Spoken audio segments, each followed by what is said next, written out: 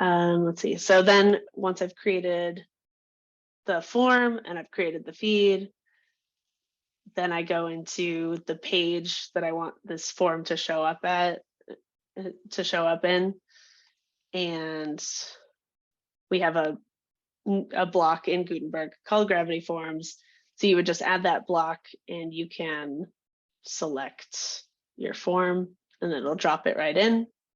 And it works just like any other block. So you can put this block inside a column if you want it side by side with some text. You can also specify if you want to pull the form title and description from the form, or if you just want to show the fields, that sort of thing. So it's pretty flexible. And well, it's cut off because there's nothing else at the top of the page. But yeah, so here we have our page with our form in it. And I'm actually going to stop sharing my screen for a second and pass it over to Maureen to then show what happens once once that data gets submitted to HubSpot.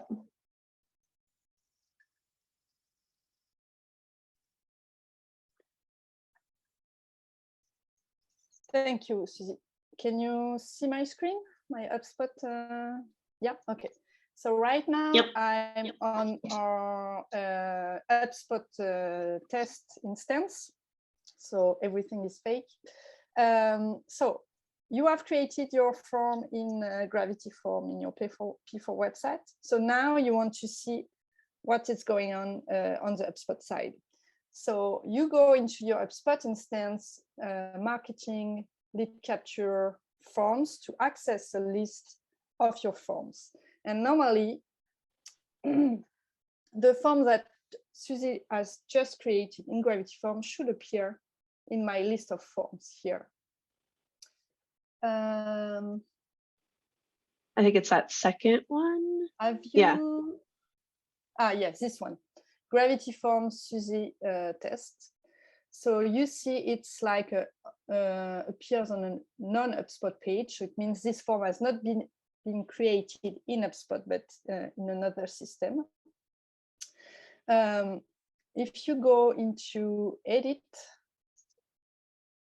you'll see like all the form fields are. And you see it's like really weird display. So I recommend that you never change anything in the fields here in HubSpot, because if you do, it will break everything. So if you have to add some fields or to change a field, you have to do it in Gravity Form in your P4 website. Like, what else I wanted to say? Yeah, maybe when you create a petition, you want to send a follow-up email to your supporter who signed your form.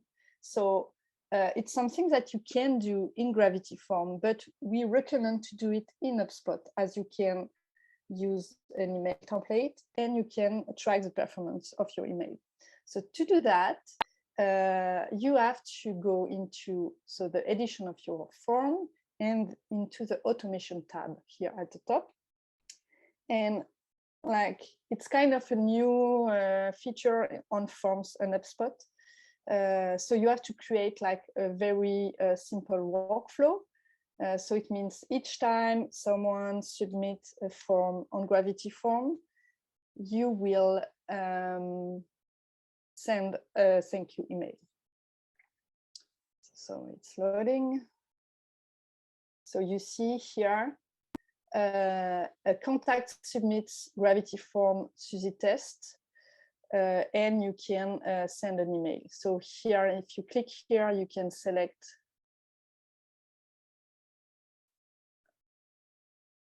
which email you want to use. I won't do all the demo, but like typically you have to create an email in HubSpot and like select this email. Let's imagine like, yeah, you see here we have predefined emails, but I recommend that you create 1 email per petition, so you can track individually the performance of this email. So this is one thing, and the other thing is to track the performance of your form submissions. No, so here, sorry. Yeah, so here you can see we didn't fill anything, so everything is empty, but you can see like the performance of your form from in Hubspot directly. So the number of submission, the contact who fill out your form, like which conversion page has been used, etc., etc. So you can see everything here. Yeah, I think I'm done, except if you have some questions.